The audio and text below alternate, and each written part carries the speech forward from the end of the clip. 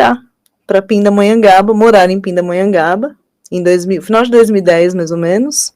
Em 2011, conheci a Campos do Jordão.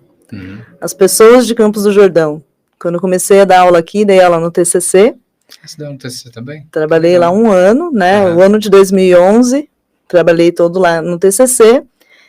E me apaixonei pela comunidade jordanense, pelas pessoas de Campos do Jordão. Que é um povo acolhedor, né? Exatamente. Isso é real. Né? Assim, fiquei... E assim, aí como um bom sociólogo, aquela questão da discrepância da própria cidade, né? Você foi acolhendo os mais carentes, foi ensinando. De você ter ali a extrema riqueza, a extrema pobreza. E isso, para o sociólogo, é um campo... vasto para trabalhar. É um laboratório, sim, né? De entender, de superar através do ensino, né, essas barreiras. Isso. E aí, depois, né, de 2011, durante o ano de 2011, eu conheci a ideia que estava nascendo do programa Ensino Integral, que é o PEI. O PEI, tá? Que é uma pergunta que já vem já. Mas é só para falar da minha entrada no programa, sim, né? Bacana. Então, a partir disso, e o programa na época, lá em 2012, quando iniciou, ele veio com uma série de seleções de perfis, né? Que a gente vai falar sobre isso também, provavelmente, perfil, né? Mas, ao mesmo tempo que a gente vai falar disso, eu digo assim, tinha uma estratégia de entrevistas, análise de perfis para poder entrar. E hoje... Tipo, analisar o título, uma sabatina, ver o seu currículo, é todo um processo mesmo, né? Sim, sim. Coisa... Esse primeiro grupo, principalmente, eu acho que mais teve essa sabatina, exatamente. Passou ali na peneira, entendi. Agora, dentro dessa ideia, a Gabriele, já como professora e depois como diretora, conta para nós aí qual que é mais desafiador, qual que é mais difícil, se é que a gente pode dizer que um lado é mais difícil que o outro, como que você já teve dos dois lados e agora está em um lado, como que você vê, é mais difícil ser professor, que a gente fala que é o chão de sala, ou é difícil ser gestor ou ser diretor?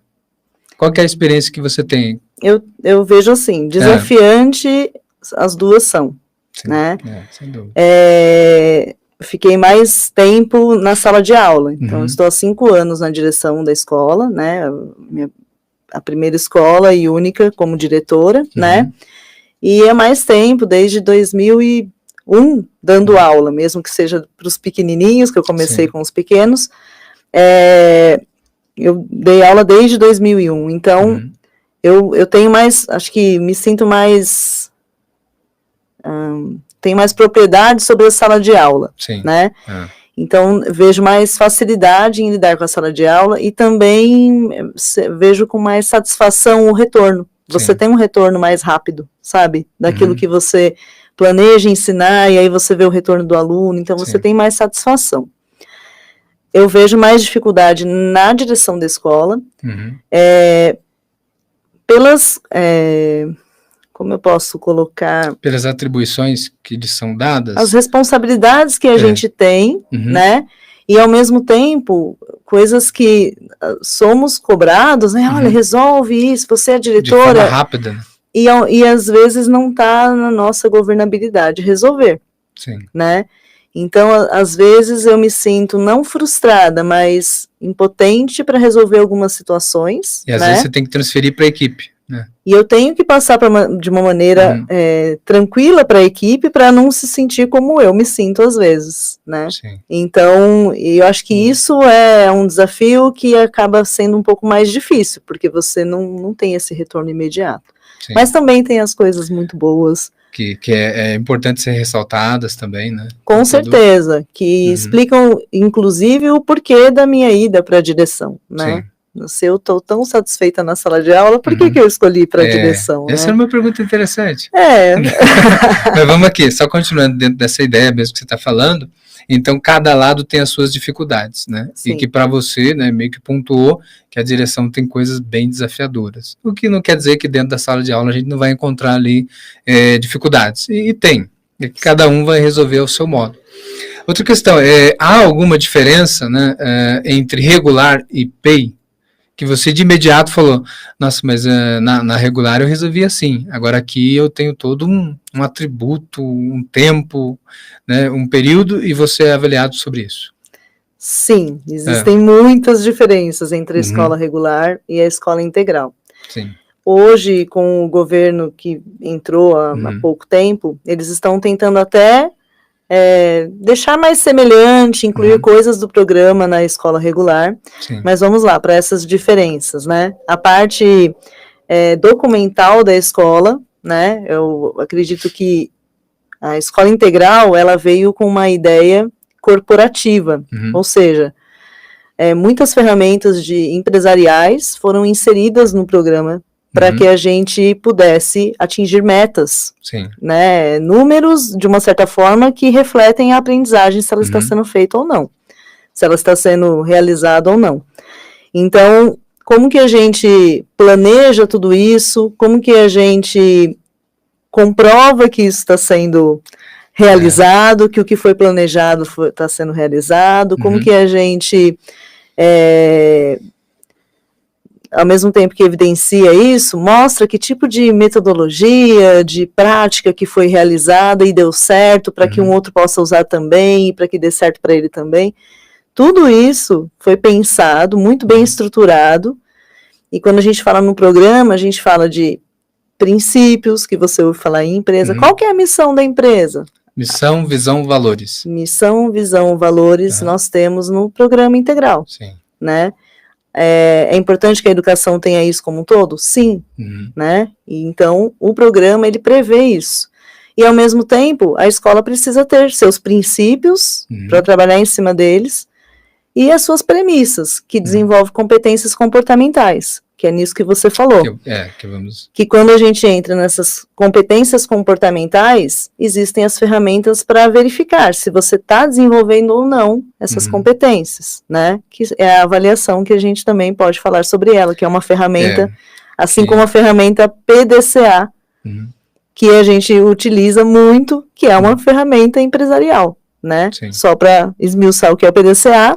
E esse PDCA, né, já que você está falando, seria como se fosse assim, eu analisar minhas atitudes e mudar de rota se eu precisar, eu ver o que o alunado pensa sobre as minhas aulas, né, o que os outros professores vê como minha prática, seria um pouco disso, traduzindo em miúdos, porque às vezes a gente fala em vogais, em consoantes, parece que é uma coisa, nossa, é uma teoria muito difícil. O que seria o PDCA, né? O PDCA, na verdade, quando a gente fala do P, a gente está falando em planejar, então tudo que nós formos fazer, temos que planejar, e quando a gente planeja, a gente pensa em dados, em problemas que a gente precisa resolver para poder chegar no objetivo. Em datas também, né? Exatamente. Então, o planejamento, ele tem que ser completo, né? E, inclusive, prevendo a ação, que é a próxima letra, né? Que, na verdade, é o P, D, o DO, que é uma ferramenta, se não me engano, americana. Da informática? Então, PDCA, não, ela tem as siglas em inglês, né? O P, que significa plan, que é o planejar, o D, que é o do, que é o fazer, a ação, né? O C, que é o check, que é o checar, né? Que seria, na verdade, o monitoramento que a gente precisa fazer, se a ação está funcionando ou não, como você mesmo colocou, a checagem mesmo, né? E o A, que é a avaliação, que é quando você verifica se o que você fez deu certo. Atingiu o efeito, deu resultado. Deu resultado, e se não deu, você pode mudar os rumos, você deve mudar os rumos e verificar novamente tudo que você precisa fazer. Então, essa ferramenta ela é utilizada em todos os momentos na escola integral. Sim. Desde ações realizadas por professores, como para gestores, até mesmo para alunos, né? Dentro do campo que eles se desenvolvem ali, que eles estão desenvolvendo o protagonismo deles. Poderíamos dizer, assim, então, que a gente já respondeu isso, né? A diferença, talvez, da regular para a PEI seria justamente que no processo você aprende a trabalhar de forma a atingir resultados e a prever problemas e a mudar medidas, né? Seria um pouco disso. Né? A gente aprende a trabalhar de forma mais, você vai falar mais à frente, humanizada, de forma autônoma, de forma solidária, né, replicando aquilo que você aprende, mas não ser arrogante a tal ponto de não ceder na humildade em saber que você pode aprender com o outro. Né? Exatamente. Eu acho que isso daí é virtuoso até, né? Enobrece o indivíduo. Isso.